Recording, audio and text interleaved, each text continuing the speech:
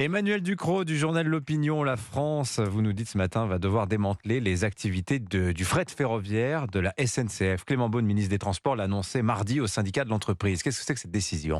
Il faut d'abord rappeler ce qu'est Fret SNCF. C'est 780 millions d'euros de chiffre d'affaires et c'est la filiale de transport de marchandises par le rail de la SNCF. Une entreprise qui n'allait pas très fort jusqu'à une époque récente. Elle perdait de l'argent et la France la négligeait, mais elle l'a tout de même maintenue à flot financièrement entre 2005 et 2019 parce qu'il y a des enjeux économiques territoriaux forts avec ce fret ferroviaire. Mais les autorités de la concurrence européenne estiment que ce soutien était illégal et elles demandent le remboursement par Fret SNCF de 5 milliards d'euros d'aide. C'est une somme colossale, 5 milliards. Énorme, que Fret SNCF n'a évidemment pas. Si elle devait les payer, elle mourrait immédiatement.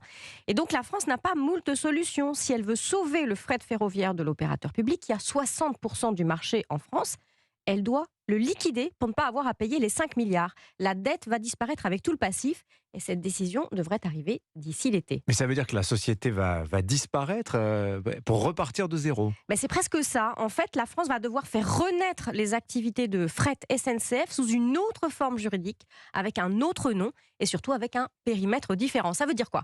Eh bien que le nouveau Fret SNCF va devoir laisser toute une partie de ses contrats à la concurrence, 20% de son chiffre d'affaires, des contrats avec des grosses entreprises qui seront à l'avenir opérés par des opérateurs privés comme Europort, qui est une filiale de Getlink, c'est Eurotunnel, ou par des opérateurs publics étrangers comme la Deutsche Bahn. Et ça tombe quand même assez mal cette histoire pour le fret ferroviaire de la SNCF parce que en fait cette société allait de mieux en mieux. Oui, depuis 2 ans, elle avait retrouvé une petite rentabilité opérationnelle et la part modale du fret ferroviaire en France avait recommencé à augmenter doucement. Ça veut dire que 10% des marchandises circulent désormais par le rail, le reste transite par la route.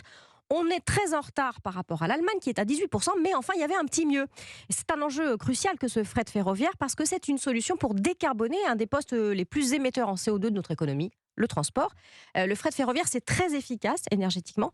Et puis, comme ça fonctionne à l'électricité nucléaire en France, c'est zéro CO2. La route ne peut pas s'aligner sur ce point. Donc si je résume, la Commission européenne exige de la France qu'elle casse une entreprise qui est stratégique pour l'écologie au moment où cette même entreprise relève la tête. Oui, exactement. Et pour laquelle il y a eu de très gros efforts techniques et commerciaux. Alors la France a bien plaidé qu'elle avait bien fait de soutenir une entreprise centrale pour la transition écologique, mais la Commission n'a rien voulu entendre. On comprend pas trop quand même les messages de Bruxelles là. Oui, c'est le moins qu'on puisse dire. D'un côté, elle fait de la lutte contre le changement climatique sa priorité absolue qui préside à absolument toutes ses politiques. Et puis d'un autre côté, elle exhume un grief pour des questions de concurrence alors qu'il n'y a aucun plaignant dans cette affaire. Et elle se lance dans une procédure de sanction qui va plomber le transfert de marchandises de la route vers le rail et donc la lutte contre le changement climatique. Des injonctions contradictoires qui sapent ses propres priorités écologiques. On est en plein conflit de bureaucratie.